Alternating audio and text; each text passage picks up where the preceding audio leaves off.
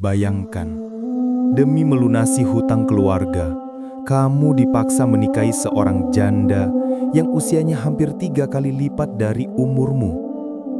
Tapi masalahnya bukan cuma itu. Setelah malam pertama, kamu mulai sadar rumahnya terlalu sunyi, tatapannya terlalu tajam, dan perjanjiannya jauh lebih tua dari umur manusia. Ini kisah tentang harga yang harus dibayar seseorang demi keluarga yang ia cintai. Suara angin malam lewat celah genteng yang pecah. Rumah kayu itu berdiri dengan susah payah. Satu pilar miring, cat mengelupas, semuanya tua, semuanya sekarat. Di dalam rumah, keluarga kecil itu duduk tanpa suara. Ayah terbaring, nafasnya berat, mengambang, melemah. Ibu memegang lembaran kertas hutang dengan angka yang terus membesar, bunga yang berjalan setiap hari. Dan Ardi, anak lelaki satu-satunya, hanya bisa menatap lantai. Ia ingin menolong, tapi apa bisa? Seorang pemuda muda dengan pekerjaan ala kadarnya menahan badai sebesar itu. Sore berubah malam, malam berubah subuh. Setiap hari seperti itu, tidak ada perubahan, tidak ada titik cerah. Dan suara hati Ardi hanya berkata satu hal.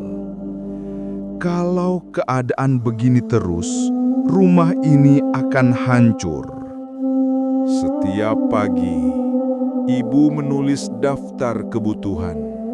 Beras, obat ayah, bayar sekolah adik yang gagal terus, biaya listrik, dan hutang.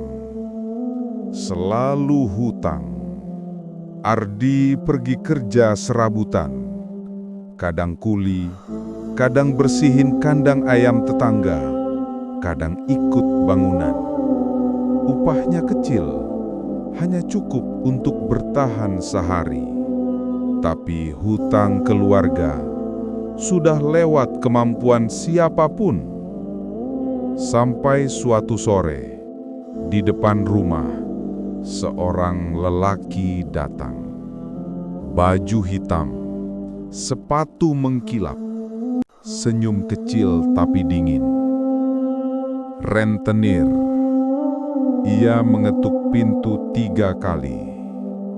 Tidak keras, tapi setiap ketukan seperti memukul jantung Ardi.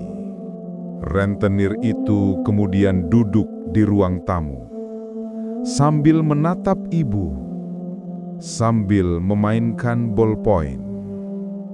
Sudah berbulan-bulan, waktunya hampir habis. Tidak ada yang berani menjawab, bahkan udara pun diam. Rentenir menekan kedua jari di meja, tatapannya bergeser ke Ardi. Ada satu cara cepat melunasi semuanya. Suaranya stabil, nyenyak, berisi kepastian.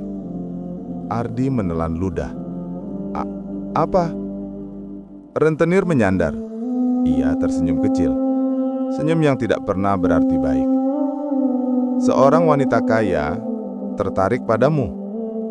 Ardi merasakan dingin merayap dari tulang belakang. Apa maksudnya?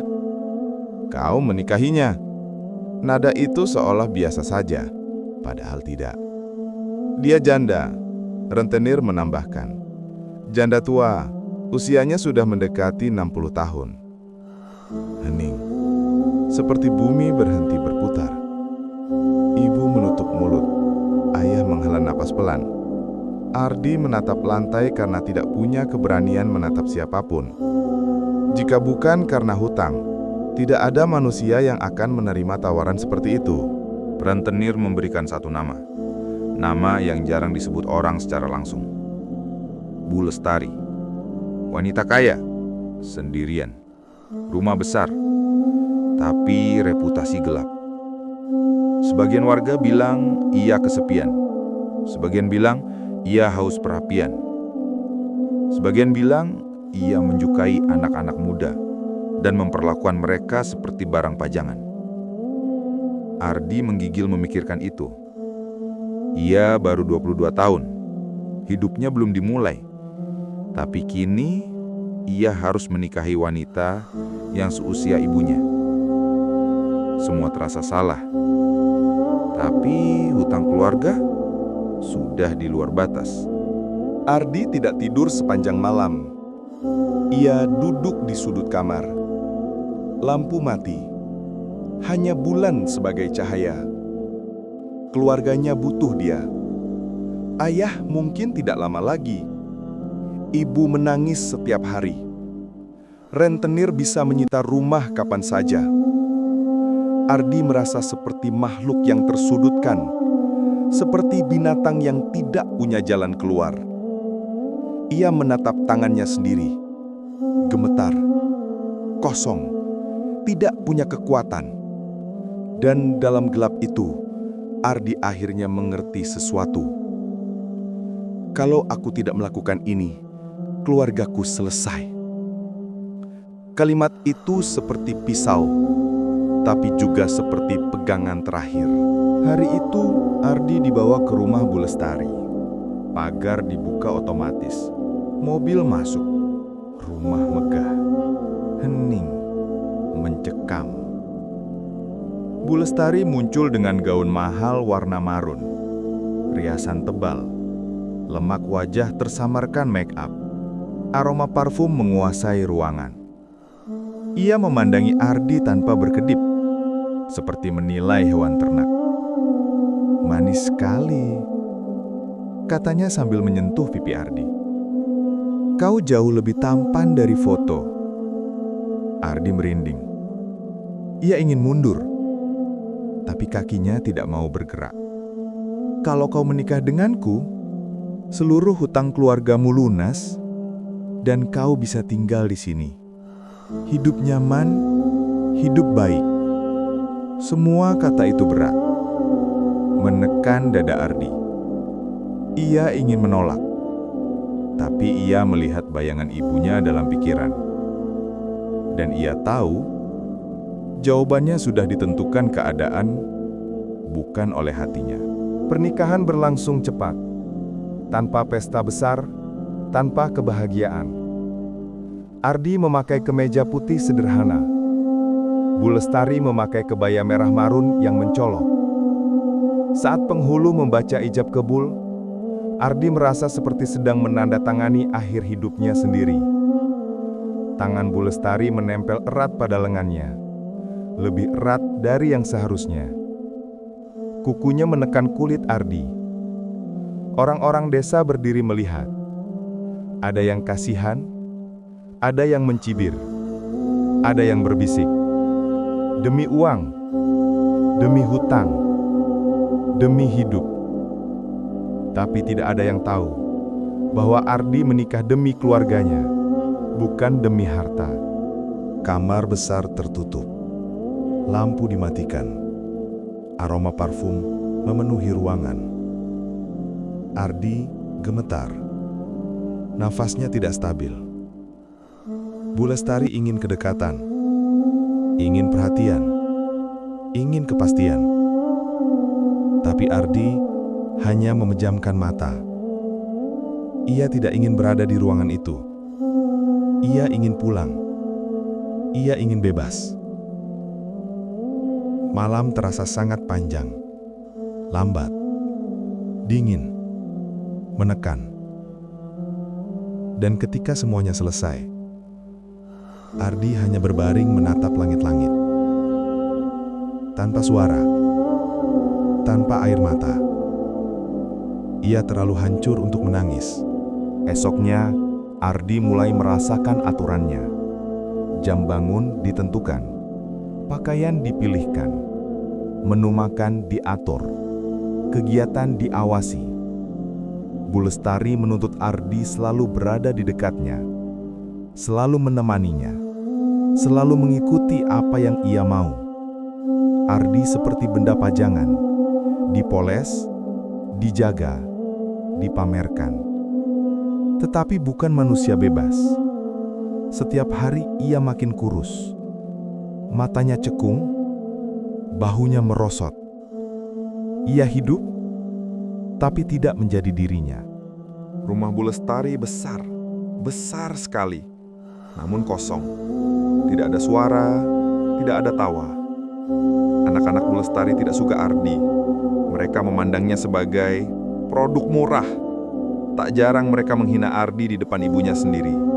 Dan Bu Lestari hanya diam. Kadang Ardi makan di meja panjang sendirian. Sendirian dalam rumah sebesar itu. Dengan suara sendok yang menggema. Kadang ia duduk di balkon, melihat desa dari kejauhan. Desa yang dulu tempat ia tertawa, sekarang hanya bisa dilihat, tapi tidak disentuh. Hatinya kosong, seperti rumah itu. Hari itu, Ardi duduk di teras rumah besar. Angin sore membawa bau rumput basah. Tenang, tapi bukan ketenangan yang indah. Lebih seperti ketenangan yang membuat dada sesak. Ia mendengar bisikan. Lembut, pelan, tapi jelas. Anak itu cuma numpang hidup. Tampang lumayan, tapi tetap saja barang murah. Kalau ibu mati, dia dapat apa? Dia hanya suami kontrak. Bisikan itu berasal dari dua anak Bu Lestari. Mereka berdiri tidak jauh. Sengaja bicara keras-keras agar Ardi mendengar. Ardi tidak menoleh. Ia tetap menatap halaman. Tapi di dalam dadanya, ada sesuatu yang ditarik keluar. Rasa rendah diri, rasa tak berharga, rasa tidak diinginkan. Ia menggenggam tangan sendiri, menahan gemetar, menahan marah, menahan sedih, tapi tidak pernah membalas. Karena jika ia membalas, statusnya akan runtuh lebih cepat dari hutang keluarganya dulu. Bu Lestari mulai menunjukkan sifat lain. Cemburu. Bukan cemburu wajar. Cemburu obsesif.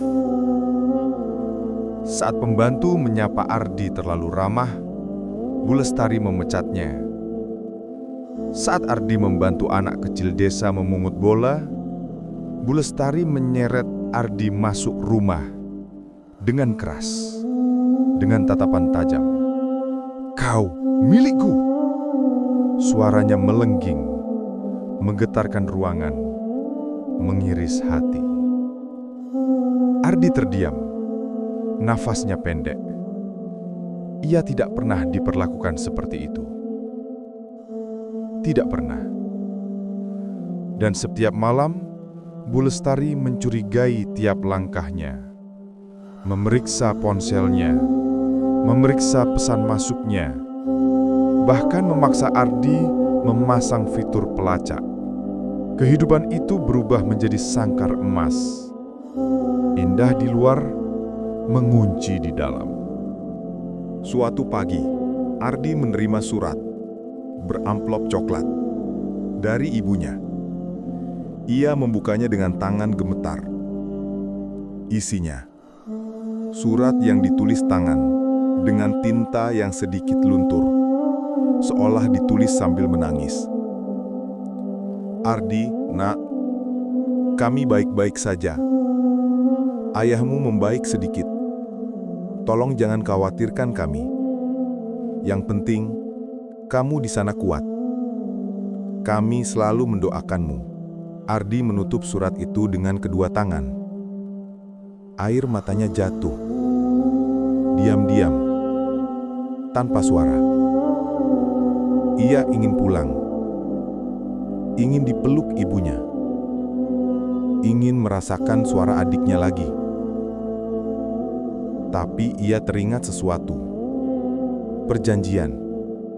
Bu Lestari hanya mengizinkan Ardi pulang 2 kali setahun. Itu pun hanya 1 hari. Dengan pengawalan. Kebebasan itu hilang entah kemana. Ardi mulai memperhatikan sesuatu tentang rumah besar itu. Sesuatu yang membuat bulu kuduknya berdiri. Salah satu jendela lantai 3 selalu terbuka. Padahal tidak pernah ada yang ke sana.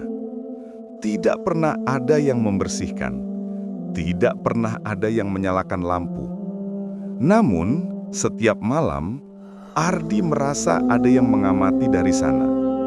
Siluet samar, gerakan kecil, seperti seseorang berdiri diam dalam kegelapan. Saat ia bertanya pada Bu Lestari, wanita itu menjawab singkat.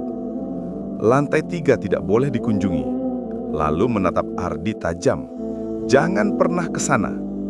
Nada itu bukan sekedar larangan. Lebih seperti ancaman. Ardi mengangguk, tapi hatinya tidak tenang. Rumah itu terlalu sunyi, terlalu besar, terlalu banyak pintu yang tidak boleh dibuka. Seperti menyimpan rahasia. Bu Lestari mulai memaksa Ardi melakukan hal-hal yang tidak masuk akal. Ia ingin Ardi memakai pakaian seragam tertentu. Ia ingin Ardi duduk di sisi kanan meja. Ia ingin Ardi menyisir rambut dengan gaya tertentu. Ia ingin Ardi bicara dengan nada sangat lembut. Ia ingin Ardi makan dengan cara tertentu.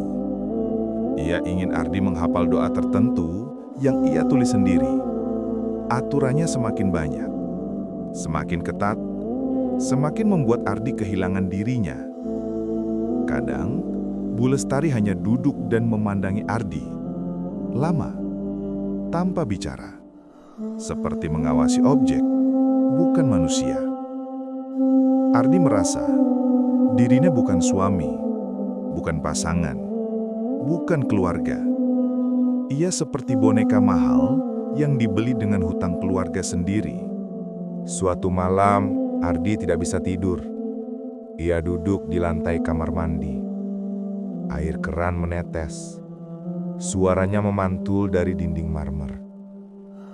Ia menatap cerminnya sendiri. Matanya cekung, kulitnya pucat, pundaknya turun. Siapapun yang melihatnya tidak akan percaya bahwa ia baru 22 tahun. Ardi memukul dadanya sendiri pelan, berusaha menahan tangis, berusaha menahan amarah, berusaha menahan dirinya dari kehancuran. "Kenapa hidupku begini?" bisiknya pelan. Ia ingin lari, tapi kemana? Ia ingin bebas, tapi bagaimana? Ia ingin hidup normal, tapi semua itu sudah hilang sejak hari pernikahan. Malam itu, Ardi menangis tanpa suara. Pagi harinya, telepon rumah berbunyi. Seorang pembantu memanggil Ardi. "Mas, keluarga Mas Ardi telepon." Ardi berlari ke ruang tengah. Napasnya cepat. Suara ibunya terdengar di ujung sambungan. Lembut tapi lemah. "Ardi, nak, ayahmu kambuh lagi." Ardi membeku. Hidupnya terasa runtuh lagi. Ayah bagaimana, Bu?" "Sedang dirawat. Dokter bilang harus operasi kecil tapi biayanya besar, nak." Ardi menahan napas. Ia tahu apa artinya itu. Ia butuh uang. Lagi. Untuk keluarga lagi. Dan ia tahu, satu-satunya orang yang punya uang sedang berdiri di belakangnya. Bu Lestari. Ia tidak bicara, hanya menatap Ardi dengan wajah yang tak bisa dibaca. Setelah Ardi menutup telepon, Bu Lestari mendekat. "Ada masalah?" Ardi mengangguk pelan. "Ayah harus dioperasi. Kami butuh uang, Bu." Bu Lestari tersenyum kecil. Bukan senyum yang hangat. Senyum yang penuh perhitungan. "Kau ingin aku membantu?" Ardi menelan ludah. "Iya, Bu." "Kalau begitu," Bu Lestari menyentuh dagu Ardi. "Ada satu syarat." Dek. Ardi sudah tahu arahnya tidak baik. "Kau harus..." berhenti bertemu keluargamu untuk selamanya. Ardi gemetar. Syarat itu seperti belati yang menembus dadanya. Mereka akan menyusahkanmu terus, Ardi. Nada Bu Lestari lembut, tapi beracun. Kalau kau ingin hidup nyaman, lepas masa lalumu. Ardi mundur selangkah. Matanya membesar. Bu, mereka keluarga saya. Tapi aku istrimu, sahut Bu Lestari. Dan aku tidak mau berbagi. Ruangan itu terasa mengecil. Dindingnya menutup. Udara hilang. Hari itu, untuk pertama kalinya, Ardi mengumpulkan keberanian. Ia menatap Bu Lestari dengan mata yang selama ini selalu menunduk. Bu, saya tidak bisa meninggalkan keluarga saya. Keheningan panjang, dingin, membeku. Bu Lestari tidak teriak, tidak marah, tidak memaki. Ia hanya tersenyum. Tapi senyum itu lebih menakutkan dari kemarahan manapun. Kalau begitu, katanya pelan, ikut saya. Ia berjalan ke arah lantai atas, ke arah tangga yang menuju lantai 3, lantai yang dilarang. Ardi mengikuti karena ia tidak punya pilihan. Tapi setiap langkah membuat punggungnya bergetar. Apa yang ada di lantai itu? Apa rahasia yang disembunyikan Bu Lestari? Tangga menuju lantai 3 gelap. Hanya ada satu lampu kecil berkedip. Bu Lestari berhenti di depan pintu besar. Pintu kayu tua dengan ukiran yang sudah kusam. Seperti pintu gudang, tapi jauh lebih angker. Suara angin terdengar dari baliknya. Atau mungkin sesuatu yang lain. Bu Lestari meletakkan tangan di gagang pintu. Ia menatap Ardi. Kau ingin tahu apa yang terjadi dengan orang-orang yang dulu menolak perintahku? Ardi membeku. Jantungnya berhenti 1 detik. Darahnya mendingin. Klik. Pintu terbuka. Dan dari balik pintu gelap itu, aroma lembab menyembur keluar. Aroma yang tidak wajar. Aroma seperti ketakutan yang disegel bertahun-tahun. Bu Lestari tersenyum kecil. Selamat datang di bagian rumah yang tidak pernah kau kenal. Ardi melangkah mundur, tapi sudah terlambat. Pintu itu terbuka sepenuhnya.